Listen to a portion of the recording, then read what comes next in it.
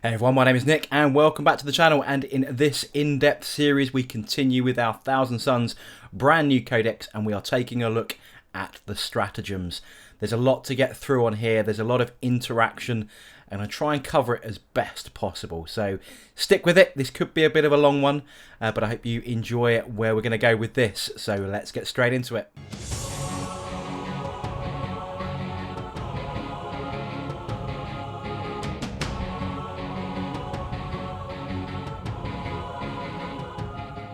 There are 4 pages of stratagems to get through for a total of 35 different stratagems that we can pick from.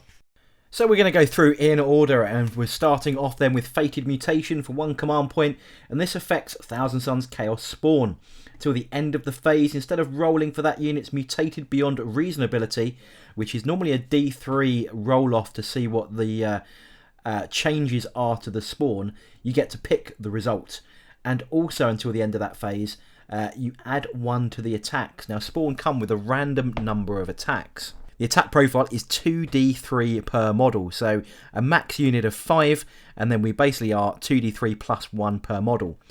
And now we can pick between the abilities. So normally we get Razor's Claw, Grasping, Pseudopods or Toxic Hemorrhage, and you roll a d3 to determine which one you're going to get. This stratagem allows us to pick, which means we can pick between increasing our hideous mutations to give us an AP of -4 in the melee weapon type, or we can go with option 2, which gives us 3d3 attacks plus 1 with the stratagem, or Toxic Hemorrhage, which allows us to re-roll the wound roll. So as you can tell, we are starting off strong already with these stratagems. That's pretty powerful if you happen to have some spawn models. Next up is a relatively simple one, but your choice of which vehicle you put this on is the difficult bit. Sorcered Infusion for 1 command point. Use this stratagem in the shooting phase when a Thousand Sons vehicle is within 6 inches of a friendly Arcana Astartes Psyker. We've got loads of those, so you're probably going to be in range. Till the end of that phase, improve the AP characteristic of ranged weapons by a value of 1. I've chosen an example here of a picture of my Forge Fiend with his Hades autocannons, putting them to AP -3, but there's plenty of options across all of our vehicle range here, which can be quite a tidy one. So a cheap one to gain some good AP. It's just a case of which vehicle you're going to consider putting that on in each turn. Next up is Unwavering Phalanx. This has a value of 1 CP or 3 CP, depending on the size of the unit. If the unit contains 5 or fewer models, it's 1, otherwise it costs 3 CP. Use this stratagem in your opponent's shooting phase when a Thousand Sons Rubric or Scarab Occult Terminator unit is the target of an attack. Till the end of that phase, the attack made against that unit, you are -1 from the damage characteristic of the attack. The useful thing here is all damage 2 weapons that are going to be shooting at you become damage 1, which means that will trigger the All is Dust rule to give you a better save. This is quite expensive for anything greater than 5 models, but the return on investment for perhaps a 10-man Scarab Occult unit is going to be pretty good. We can't have 20 Rubrics anymore, where that would be amazing, but 10 Scarab Occult for 3 CP could get you out of trouble. Next up then is the renamed Veterans of the Long War, which used to cost us 1 CP and was amazing. Now it's slightly different. It's called Wrath of the Wronged and is worth 2 command points this time. And basically what this does is in our shooting phase or fight phase, when an Arcana Infantry unit is selected to shoot or fight, we add 1 to the wound roll of those attacks. So it can be used by Zangors, can be used by Scarabs, can be used by Rubrics, because they're all infantry, but it now does come with that extra tax of costing 2 CP instead of 1. It was something I used to really love using on the old Zangors here, especially when they had weapon skill 3 as well, so they were hitting really well, they were wounding really well, with a Shaman nearby and some Mutalith Beast upgrades. These were really, really well stacked when you put them all together, but sadly it's a little bit different now, but still pretty good. We now move into one that was introduced in Ritual of the Damned called Infernal Fusillade. 1 CP this time, and when an infantry unit is selected to shoot, we make an additional attack with that weapon, with the bolt weapon that they have. So combi bolters and so on will be included in that, which means that our Inferno combi bolters at a target within half range would make 5 shots. This used to be a double tap in Ritual of the Damned if memory serves, so it's slightly toned down again, but it's still pretty damn good, and it's only 1 CP, so it's a really good way of putting out some more AP2, AP -2 pain. We switch back to a stratagem that can affect Zangor models. Now, it's not just the Bray ones that I've got on screen. This will also affect the Enlightened, especially the ones that come with the Divining Spear, called Inhuman Savagery for 2 CP. Use this stratagem in the fight phase when a Zangor unit from your army is selected to fight, and until the end of that phase, each time a model in that unit makes a melee attack, you can re-roll the hit roll. Now, bear in mind that the Bray units are now a weapon skill of 4+, that's going to really benefit their re-rolls. The Enlightened have retained their weapon skill of 3+, making them more likely to get all of their attacks in as well. An old favourite that nobody ever used, because not very many people play Thousand Sons against Space Wolves, is Vengeance for Prospero. So all of your army, so a Thousand Sons unit from your army is selected to fight, re-roll the hit and wound roll against Space Wolves units. Again, very, very, very specific, only if you're facing Space Wolves. Another nice simple one then is Great Sorcerer for 1 CP, which allows any Thousand Sons Psyker from your army to attempt to manifest an additional psychic power that turn. So if they know and can cast 2, this will allow them to cast 3. So this will work on all Sorcerer models, or all Psyker models.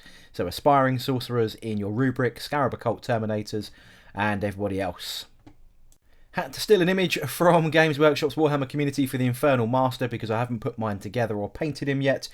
So the Malignant Pact for 1 CP allows your Infernal Master model from your army, if he's unsuccessful in making a pact. Now, a pact, he has to roll 3+ to cast that or get that ability off.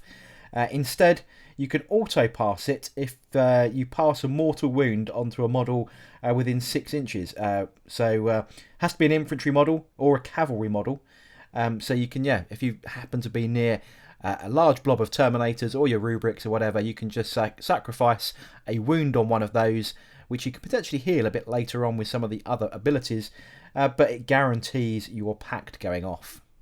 A very nice healing Thousand Sons stratagem coming up then called Warped Regeneration, and it is only 1 CP. Using this stratagem in your psychic phase, but after manifesting a psychic power with a Thousand Sons unit from your army with an unmodified psychic test of 9 or more. Bear in mind we automatically have a +1 built in to our Thousand Sons, so you still have to roll a natural 9+. You can't roll an 8+. If that unit contains a model that has lost any wounds, that model is healed up and regains D3 lost wounds. Each model can only be healed once per turn, so we can't do this from multiple sources. But the added crux here is if you've not lost any wounds at all in that unit, you can actually regain a destroyed model instead. So if you're on 9 models left out of your 10 model Terminator unit, for example, and none of the others are damaged, you can actually return that missing Terminator to your squad. The great thing about this one, though, is that it is after you've manifested a psychic power on a 9+. So if you've got multiple units, if you've got Rubrics kicking around, if you've got multiple Scarab Terminator units kicking around, and then that Psyker happens to roll that 9+ for one of his other powers, whether that's Smite or anything else, then you can call in this stratagem to go, actually, I can repair some of these models or bring the dead one back. The next one up is Unholy Sorceress. I think I'm pronouncing that correctly, for 1 CP. Use this stratagem at the start of your psychic phase, so at the start, so you haven't cast anything yet. Select 1,000 Sons Psyker from your army and select 1 psychic power from the disciplines it has access to, and they all have access to both disciplines here. That psychic power replaces 1 power that the unit knows. Now, because you draw your army and your psychic powers before the game has started and before you know who your opponents are, this gives you the ability to switch that out for a power that might be more applicable to the opponent you're facing. Next up, a pretty strong one if you are running lots of vehicles. Now, I've just chosen a Helldrake here as an example because that has the vehicle keyword. But any Thousand Sons vehicle that would normally lose a wound as a result of a mortal wound until the end of that phase, each time a model would lose that wound as a result of a mortal, on a 5+, it ignores it. So it's a 5+ shrug to mortal wounds. And it's just 1 CP. We move on to Metaphysical Focus for 1 CP, using that stratagem in your psychic phase after attempting to perform a psychic action with a psyker in your army. That unit can attempt to manifest a psychic power this phase. So psychic actions are part of the game, part of the objectives of the game. So this is very match play focus on the objectives that you need to do, performing actions to complete your objectives. This allows you to cast psychic powers as well as doing that. We move on to Psychic Dominion for 1 CP. This is great against enemies' Psychers. So when your Thousand Sons Psyker from your army is selected to deny a psychic power from your opponent, as long as you're within 6 inches of another friendly Thousand Sons Psyker, which is quite likely, I'd imagine, in the most part, and that unit could also attempt to deny. So they're both within deny range of the enemy caster. You get to roll an additional d6. So you get a 3d6 deny. Remember, normally you've only got to roll higher than the casting value of your opponent.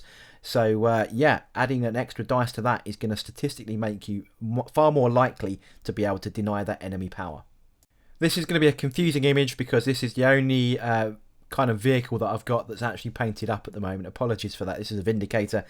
But Malevolent Machine Spirit for 2 CP. Use this in your command phase. Select a Thousand Sons Machine Spirit model, which is pretty much, from what I can tell, only a Land Raider. So excuse the image. It's a Land Raider only. Until the end of your next command phase, that model is considered to have 4 wounds remaining. So it always fires on its top profile. Another simple one coming from Ritual of the Damned is Masters of the Immaterium. For 1 command point, we get to ignore Perils of the Warp on a Thousand Sons Psyker. So that time that Snake Eyes does come up, you can just do a CP and, as if by magic, you don't suffer the mortal wound damage or the potential explosion from your awesome character. For 1 CP then, we get Sorcerer's Might. Thousand Sons Sorcerers or Exalteds only. We change the damage characteristic of a force save that weapon has to D3 plus 1, and that excludes any relic versions of a force save, so just adds 1 to the damage, and that's about it. High Acolytes is next, and this is 1 CP, and this is how we get additional warlord traits for our army. So before the battle, when we're working out what's going to be in our army, if your warlord has the Thousand Sons keyword, which is going to be, on the most part, how pure Thousand Sons are played. This avoids souping to be able to do this and using, say, Mortarion as your warlord. You can pick an extra warlord trait for one of your character models. The model is only regarded as your warlord for the purposes of picking that warlord trait. Every trait must be unique, so you can't multiply up, and if randomly generated, which nobody honestly does, you have to re-roll the duplicates. You can't use this strat to give a model 2 warlord traits. And you can only use this stratagem once unless you're playing Strike Force battles, in which case you can go twice, or Onslaught battles, in which case you can use it 3 times. So just as a reminder though, Incursion, Strike Force and Onslaught basically represent the size of your game. So an Incursion is 500 to 1,000 points, or 501 to 1,000 points to be specific. Strike Force 1,001 to 2,000 and Onslaught 2,001 to 3,000 point games. So the bigger the games, the more traits you can take. In exactly the same way that we can take those extra traits, we can also take extra relics or Sorcerer's Arcana for 1 CP. So again, based on the size of the mission you're playing, Strike Force and Onslaught and so on, you can use this multiple times. So this allows us, if our Warlord is a Thousand Sons model, to take an additional relic. Each relic in your army again must be unique, the same as the trait idea, and you can not use this stratagem to give a model 2 relics. You can only use this stratagem once, unless you're playing Strike Force and use it twice, and Onslaught 3. So exactly the same as taking the Warlord traits, you can take relics in the same fashion. Also in our pre-game army selection then, we also have another requisition stratagem for 1 CP called Aspiring Magister. So this applies to a Thousand Sons Aspiring Sorcerer in our Rubric Squad, or a Scarab Occult Sorcerer model in the army. Because they're not characters, they can't normally take relics. This allows one to take a relic, but it does limit them, so you can take them as Coruscator, Scalox Talon, Incandeum, the Stave Abominus as your relics that you can take, and they must be unique and can't be given to a different model and so on, as is usual. But basically you're getting to give something a bit unique, a bit of extra war gear to a more junior model within your army. We move into Schemes of Change now, which basically means if our army contains Thousand Sons detachments only, this comes into a very gamey tactical play. It's 1 CP, and after you've picked your secondary objectives or agendas and both players have revealed their selections, you can then replace one of your secondary objectives or agendas and use a different one. All normal rules apply, for selecting secondaries and agendas, so you can't have ones from the same category. And if both players have a similar rule that allows you to do that, both players can make that before revealing to their opponents simultaneously. So it allows you to tailor a little bit around the mission to an extent. Certainly one of everyone's favourites that came out of the Ritual of the Damned is Risen Rubrique for 2 CP. This is one of our super movement based abilities. So use this stratagem during deployment. When setting up a Rubric Marines unit from your army, they can be set up anywhere on the battlefield more than 9 inches away from the enemy deployment zone and enemy models, and you can only use it once. Really, really powerful, especially in the old codex we had a slightly lower movement rate. Rubrics now are full 6-inch moves, so a little bit quicker around, but these deployment shenanigans is really, really well the Thousand Sons begin to excel. The combination that this worked really well with was the Cult of Duplicity as well, where you can redeploy units. So you'd stick this unit as far forward as you could, perhaps on a central objective. If you didn't get to go first, for example, or you didn't want that unit to still be there after you've gone first, you could then use that redeploy, and that would be one of the targets for your redeploy abilities. Another common one that we've used many times before that's been in various editions of both the Chaos Space Marine Codex and the Thousand Sons is Webway Infiltration. This is a way of putting a unit that cannot typically go into reserve. So normally you could put, say, Terminators in a Teleportarium and they could come in on turn 2 onwards. But your Thousand Sons infantry, like the Braves that I've got on at the moment, the Zangor there, for 2 CP, you can set up 1,000 Sons infantry unit from your army in the webway instead of setting it up on the battlefield. Or you can spend 3 CP and set up 2,000 Sons infantry units in the webway instead of being on the battlefield. These then come on as reinforcements in that reinforcement step, more than 9 inches away from an enemy unit and anywhere on the battlefield. This strat is limited to once in the entire game though, so you can't use that to put, say, 4 units in the webway for 6 CP. A nice little bit of character protection then with Implacable Guardians for 1 CP. Use the stratagem at the start of your opponent's shooting phase, and 1 Arcana Astartes character from your army is picked by this stratagem until the end of the phase, while that model is within 3 inches of any friendly Rubric or Scarab Occult Terminators. The enemy cannot target that model with ranged weapons. The next one up is Coruscating Beam, and obviously I haven't got an image to represent aerial lasers. For 3 CP, it is the joint highest stratagem in our book, and this is an aerial denial kind of laser beam that inflicts mortal wounds.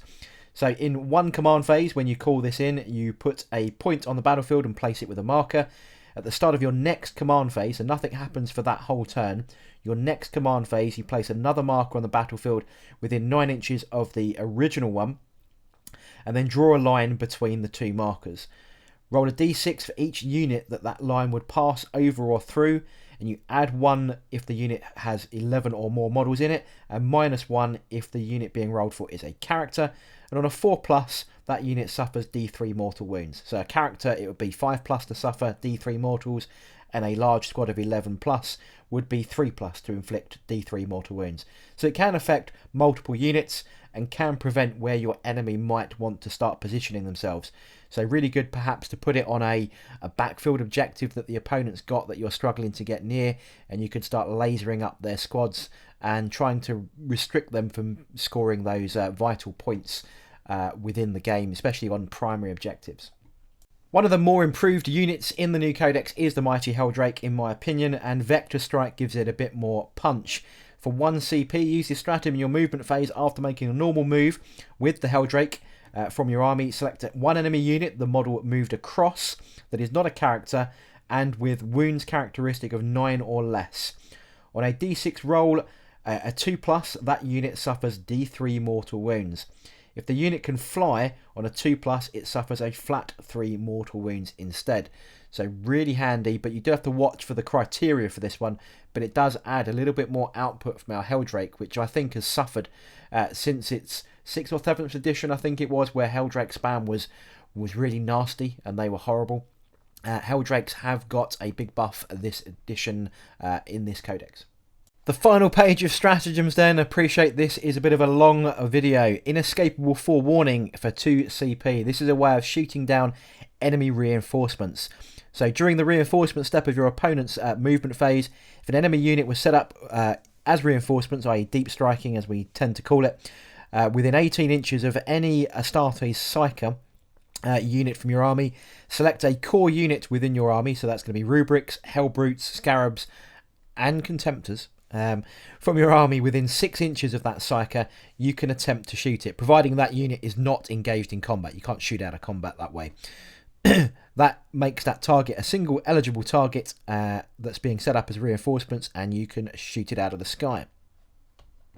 Another cool rule making its way from Ritual of the Damned is Selfless Automata. Yeah. 2 CP. This is done in the Heroic Intervention step. So if your character has been charged and the enemy has got him within engagement range, you can summon some Rubric Marines and Scarab Occult Terminators that happen to be within 12 inches of that enemy unit and equally not within engagement range of other enemy units, and can perform a Heroic Intervention. When it does so, each model in that unit can move 2d6 instead of the usual 3 inches, and does not have to finish that move closer to the closest enemy model. Instead, at least one model from that unit must end its move within engagement range of the selected enemy unit, and no models from that unit can end that move within engagement range of any other enemy units. Very complicated. Probably going to be better with a diagram, but I haven't unfortunately got the time to do it. But you've got to be really, really careful about the way that you move these models in. It could look quite simple, but depending on how good your opponent is, could make it quite complex that you will not be able to do it that easily. So a nice thematic one where basically you yeet a unit of Terminators over to protect your beloved Sorcerers, and they just summon you in. Very thematic, I think, but it's going to be very situational how you're going to get that one off, and depends on the terrain and everything else that combines into moving those units in and around your character to do that Heroic Intervention. Another unit, in my opinion, which we'll get onto in a future video, that's made a big improvement is the Mutilith Vortex Beast. I love this big Gribbly. One of the most exciting paint jobs that I'd put off for so long, but I think it looks quite cool now. Anyway, Empiric Reservoir for 1 CP. Use this stratagem at the start of your Psychic phase. Select one model from your army within 6 inches of a friendly Mutilith Vortex Beast. If that model generates Cabal points, you generate D3 additional Cabal points. Slow and Purposeful. Use this stratagem in your movement phase for 1 CP. When an Arcana Astartes infantry unit from your army makes a normal move, till the start of your next turn, that unit is considered to have remained stationary. Now, we don't normally get affected by like moving and heavy weapons, but this does allow us to rapid fire at full range despite moving. So there's some really good, nice extra range off of our bolt weapons. Another very tidy healing ability. This time I get to show the Mutilith off again. Etheric Saturation for 1 CP.